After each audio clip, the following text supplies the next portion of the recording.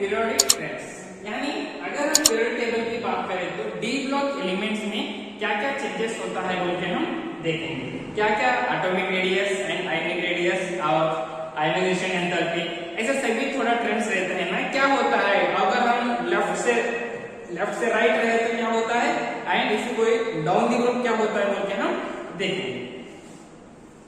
तो यहाँ पर क्या है बोले तो फर्स्ट हमारा पीरियोडिक ट्रेंड्स है atomic and ionic radius.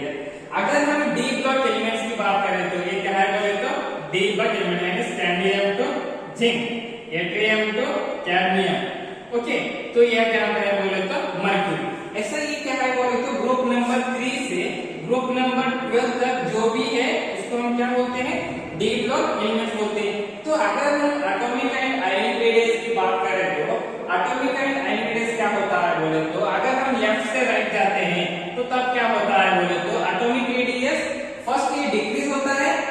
Okay, क्यों डिक्रीज होता है बोले तो जैसे स्कैंडियम में कितना है, एटॉमिक नंबर 21 है, स्कैंडियम का 21 है और टाइटेनियम का कितना है 22 है, वेनेडियम का 23 है। सो जैसे जैसे इसका एटॉमिक नंबर इंक्रीज होता है, जैसे जैसे क्या होता है बोले तो इसका एटॉमिक रेडियस क्या होता है बोले तो डिक्रीज होता है। तो अगर कब तक होता है बोले तो मिडिल तक क्या होता है बोले तो ये अप्लाई होता है। जो मिडिल में क्या होता है बोले तो इसका अपोजिट, अगर ये इंक्रीज हो रहा है तो डिक्रीज होता है, लेकिन एक बार क्या होता है बोले तो रिमेन्स कांस्टेंट में रहता है। समझ में आ रहा क्या हो रहा है बोले तो इधर यहाँ स्कैंडियम कितना है 21 है एटॉमिक नंबर, टाइटेनियम कितना है 22 है, वेनेडियम कितना है 23 है। सो जैसे एक एलिमेंट्स का एटॉमिक नंबर इंक्रीज होता है तो उसका एटॉमिक एंड आयनिक रेडियस क्या होता है बोले तो डिक्रीज होता है। कहां तक, एंड तक। यहाँ पर क्या होता है बोले तो एट मिडिल में इसका एटॉमिक रेडियस क्या होता है बोले तो एक बार डिक्रीज होता है, एक बार कांस्टेंट में होता है। ओके, क्यों होता है ऐसा बोले तो due to the presence of effective nuclear charge.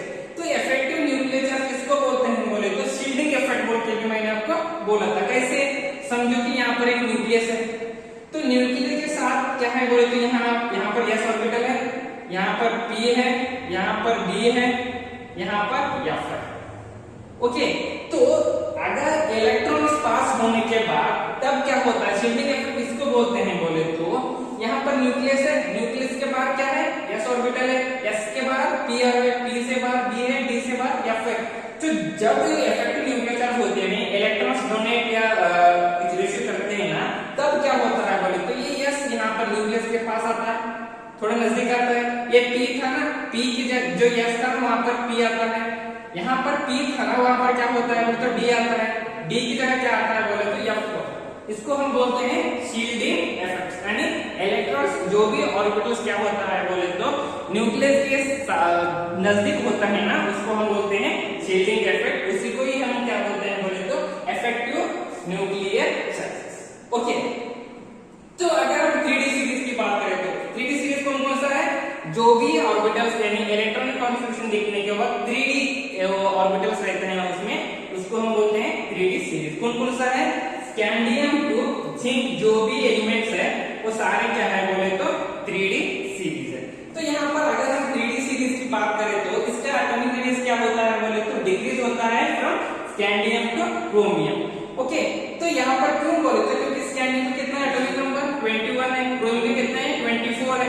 तो जैसे जैसे इसका एटॉमिक नंबर इंक्रीज होता है, जैसे इसका atomic and ionic radius decrease होता है, लेकिन जो मिडिल में क्या होता है बोले तो उसका डिक्रीज होता है या रिमेन्स कांस्टेंट होता है। ये क्यों होता है बोले तो due to the presence of effective nuclear charge. Okay, तो स्कैंडियम से क्रोमियम तक हो गया, उसके बाद क्या होता है बोले तो क्रोमियम से कॉपर तक इसका एटॉमिक रेडियस क्या होता है बोले तो रिमेन्स सेम रहता है। क्यों बोले तो due to the presence of increase in effective nuclear charge. क्यों, क्योंकि यहाँ पर क्या होता है बोले तो क्रोमियम में कितना है इधर d4 है। ओके, d4 ऐसा रहता है ना, लेकिन जो भी क्रोमियम कॉपर है, जो भी क्रोमियम टू कॉपर है ये सभी क्या है बोले तो d5 के ऊपर है, d5 d6 d7 d8 d9। Okay, तो जिसका जो हाफ फील्ड इलेक्ट्रॉन्स है ना, इसकी वजह से क्या हो रहा है बोले तो ये इसका इफेक्टिव न्यूक्लियर चार्ज इंक्रीज हो रहा है, इसीलिए इसका एटॉमिक एंड आयनिक रेडियस क्या हो रहा है बोले तो रिमेन्स सेम है। ओके, तो अभी हमारा सेकेंड पीरियड ट्रेंड्स है आयनाइजेशन एंथैल्पी। तो आयनाइजेशन एंथैल्पी, तो यहाँ पर क्या होता है बोले तो अगर हम डी ब्लॉक एलिमेंट्स की बात करें तो यहाँ पर क्या है बोले तो ये डी ब्लॉक एलिमेंट बोल के समझो। Group number 3 to group number 12 यानी scandium to zinc, yttrium to cadmium. Okay, तो यहाँ पर क्या होता है बोले तो अगर हम आयनाइजेशन एंथैल्पी की पूरी डी ब्लॉक एलिमेंट्स का आयनाइजेशन एंथैल्पी की बात करें तो यहाँ पर क्या होता है बोले तो if moving from left to right, अगर हम लेफ्ट से राइट तक जाते हैं ना, वहां पर क्या होता है बोले तो आयनाइजेशन एंथैल्पी इंक्रीज होता है। क्यों इंक्रीज होता है बोले तो due to the presence of nuclear charge. Okay, तो उसके बाद जो भी इनर डी ऑर्बिटल्स है, अगर क्या है बोले तो ये न्यूक्लियस है, ये न्यूक्लियस के अराउंड ये ऑर्बिटल है, ये p है, d है और f है।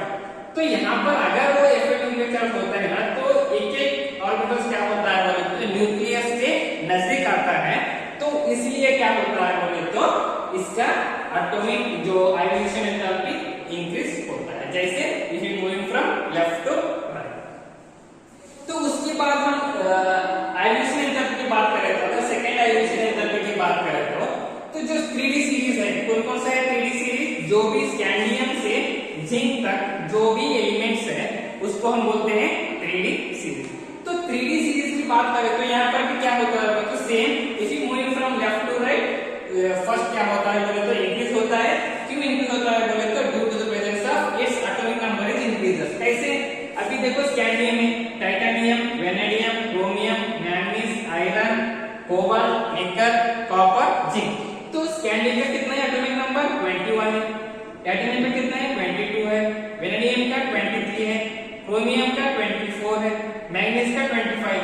तो यहाँ पर एक ध्यान से ये देखो, तो स्कैंडियम का कितना है एटॉमिक नंबर 21 है, टाइटेनियम का 22 है। जैसे हम लेफ्ट से राइट जा रहे हैं ना, उसका एटॉमिक नंबर क्या हो रहा है, इंक्रीज हो रहा है। तो इसकी वजह से इसका आयनाइजेशन एंथैल्पी भी क्या हो रहा है बोले तो इंक्रीज हो रहा है।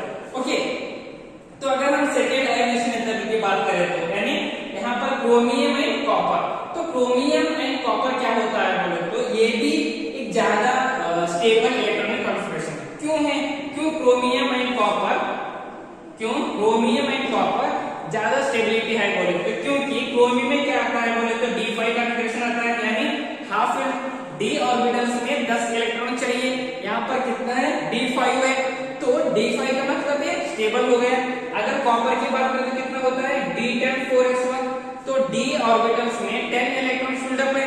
मतलब अगर हम क्रोमियम एंड कॉपर को दोनों को इसके इलेक्ट्रॉनिक कॉन्फिगरेशन से एनालिसिस किया तो क्या होता है बोले तो d में 5 इलेक्ट्रॉन फिल्ड अप है और कॉपर में क्या है बोले तो 10 और इलेक्ट्रॉन फिल्ड अप है। तो इसकी वजह से क्या होता है बोले तो this is a stable electronic configuration, that is because of chromium is a d5 electronic configuration and copper is a d10 electronic configuration। तो अगर फर्स्ट आयनाइजेशन एंथैल्पी की बात करें तो जिंक क्या है बोले तो ज्यादा है, जिंक का आयनाइजेशन एंथैल्पी क्या है बोले तो ज्यादा है। क्यों, क्योंकि जिंक क्या है बोले तो इसका अगर इसका हम इलेक्ट्रॉनिक कॉन्फिगरेशन देखें तो क्या आता है जिंक का 3d10 4s2 आता है। मतलब d में कंप्लीटली फील्ड इलेक्ट्रॉन्स है, s में भी कंप्लीटली फील्ड इलेक्ट्रॉन्स है। अगर हम Zn+2 का आयन्स की बात करें तो यहाँ पर क्या होता है बोले तो 2 इलेक्ट्रॉन्स काट के यहाँ आयन्स फॉर्मेशन होता है, यानी Zn+2। अभी कितना बचता है हमारे पास 3d10।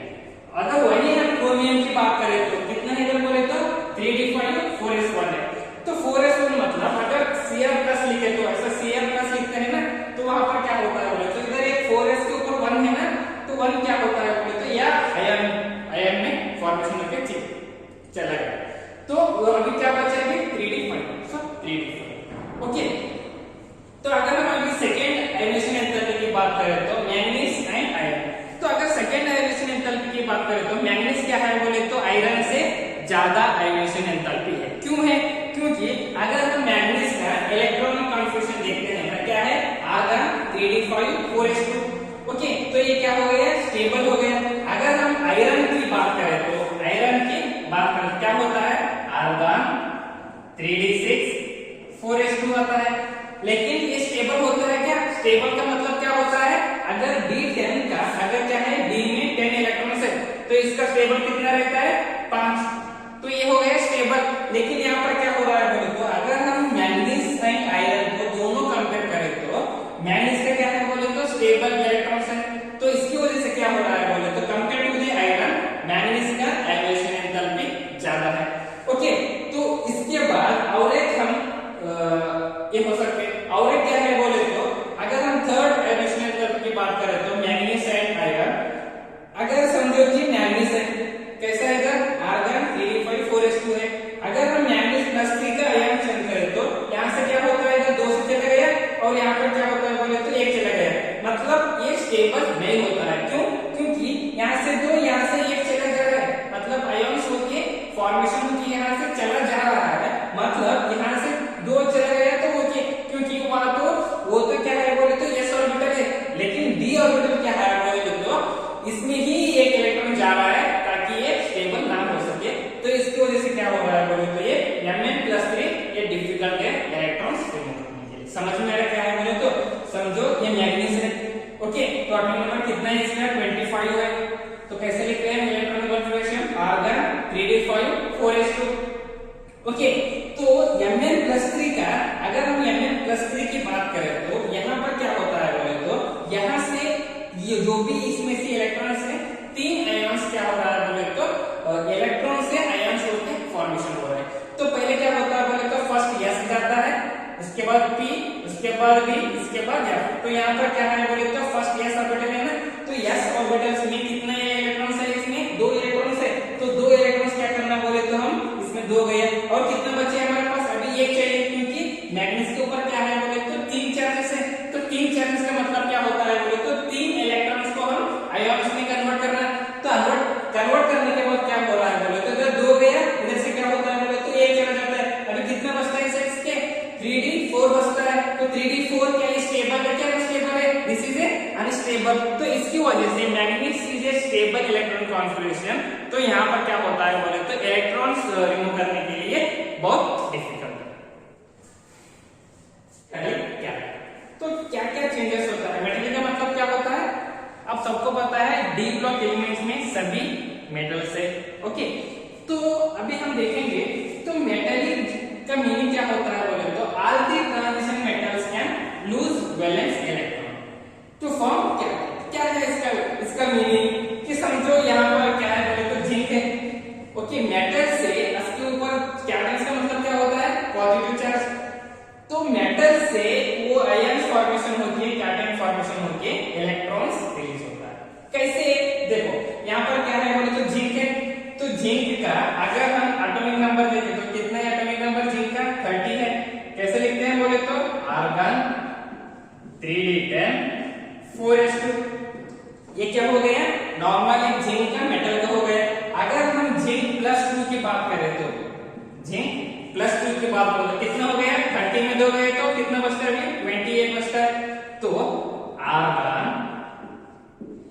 फर्स्ट किसमें हम माइनस करना, फर्स्ट s ऑर्बिटल में माइनस करना, उसके बाद p, उसके बाद d, उसके बाद f। तो यहाँ पर क्या होता है बोले तो s में 2 इलेक्ट्रॉन चले गए, तो अभी कितना बचे s में 2 बचे, तो 3d10, तो 2 इलेक्ट्रॉन बचे हैं ना, तो 2 इलेक्ट्रॉन कहां पर बचे हैं बाहर जा रहे हैं। ओके, ऐसा सिंबल करते हैं। ओके, अगर समझो कि आयरन का, ओके तो आयरन का समझो कि ये +3 फॉर्मेशन होता है। ओके, तो +3 का मतलब अभी देखो कि आयरन है ना, इधर आयरन कितना आता है एटॉमिक नंबर 26, तो आर्गन 3d6 4s2। ओके, तो आर्गन 3d6 4s2 मतलब इसमें क्या गया 3 इलेक्ट्रॉन्स है, तो s में 2 गए और d में कितना गया 1 गया, तो ये कितना होता है 5 होता।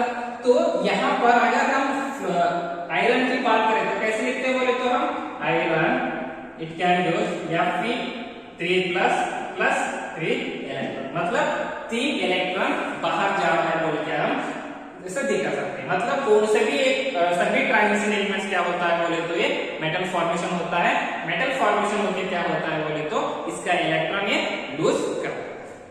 तो सेकंड क्या है बोले तो all the transition metals are metals, ये सबको तो पता है सभी जो भी डी ब्लॉक एलिमेंट्स क्या है बोले तो ये सारे मेटल्स है।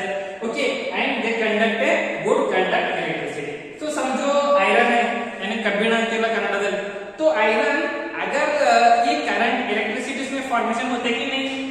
होता है, क्योंकि it is a good conductor of electricity. तो उसके बाद क्या होता है बोले तो अगर हम मेटेलिक कैरेक्टर की बात करें तो यानी ट्रांजिशन एलिमेंट्स की बात करें तो या क्या होता है बोले तो मेलेबल है। मेलेबल मतलब अभी एक आयरन है तो आयरन को हम उसको हीट करके उसको ऐसे दबा के मारे तो भी क्या होता है तो उसका शेप चेंज करता है। ಓಕೆ, ಕನ್ನಡದಲ್ಲಿ ಅಂತೀವಲ್ಲ ಒಂದು ಕಬ್ಬಿಣ ಏನ್ ಮಾಡ್ಬೇಕಂತಂದ್ರೆ ಕಾಯಿಸಬೇಕು, ಅದು ಕಾಯಿಸಿದಾಗ ಏನಾಗುತ್ತಂದ್ರೆ ಕೆಂಪಾಗಿ ಕಲರ್ ಆಗುತ್ತಲ್ವಾ, ಸೊ ಕೆಂಪ ಕಲರ್ ಆದ ನಂತರ ಅದಕ್ಕೆ ಒಂಥರ ಈ ತರ ಗುದ್ದಿದೇವು ಅಂತಂದ್ರೆ ಅವಾಗ ನಾವು ಯಾವ ಶೇಪ್ ಮಾಡಬೇಕು ಆ ಶೇಪ್ ಆಗುತ್ತೆ, ಅದಕ್ಕೆ ಏನಂತೀವಿ ಅಂತಂದ್ರೆ ಮಲೇಬಲ್ ಅಂತೀವಿ। ಸೊ ಡಕ್ಟೈಲ್ ಅಂತಂದ್ರೆ ಯಾವ್ದು ಬಿ ಹೆವಿ ಎಲಿಮೆಂಟ್ಸ್ ಇರುತ್ತಲ್ಲ, ಸೊ ಹೆವಿ ಕಂಪೌಂಡ್ಸ್ ಏನ್ ಬಿ ಮಷೀನ್ಸ್ ಆಗಲಿ ಏನಾಗಲಿ ಎಳಿತೀವಲ್ಲ ಅವಾಗ ಏನ್ ಮಾಡ್ತಾರೆ ಅಂತಂದ್ರೆ ಮೆಟಲ್ಸ್ ಏನ್ ಮಾಡಂತಹ ವೈರ್ ಗಳನ್ನು ಯೂಸ್ ಮಾಡ್ತಾರೆ, ಯಾಕೆ ಅಂತಂದ್ರೆ ಅದು टूट ಕಿತ್ತೋಗಬಾರದು ಅಂತ। ओके, वो टूट ना सके बोल के ऐसे करते हैं, इसलिए वो सभी मेटल्स यूज करते हैं। एंड अलॉयज, अलॉयज का मतलब क्या होता है बोले तो मिक्सचर ऑफ टू और मोर एलिमेंट्स, तो उसको हम बोलते हैं अलॉयज। फॉर एग्जांपल जो भी अभी समझो कि कोयले को बोल के रहते हैं कोबाल्ट, निकल, एल्युमिनियम बोल के रहता है। तो ऐसे क्या होता है बोले तो तीन या दो या तीन से ज्यादा